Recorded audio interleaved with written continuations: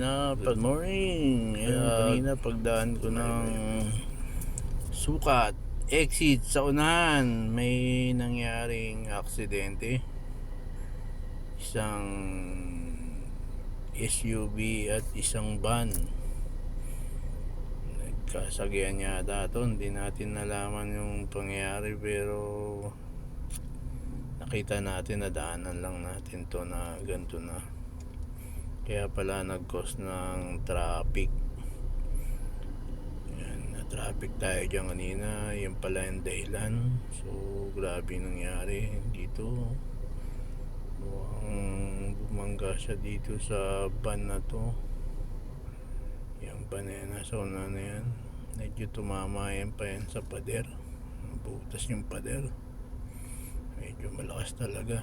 Ingat po tayo sa pagmamaneho. God bless all you.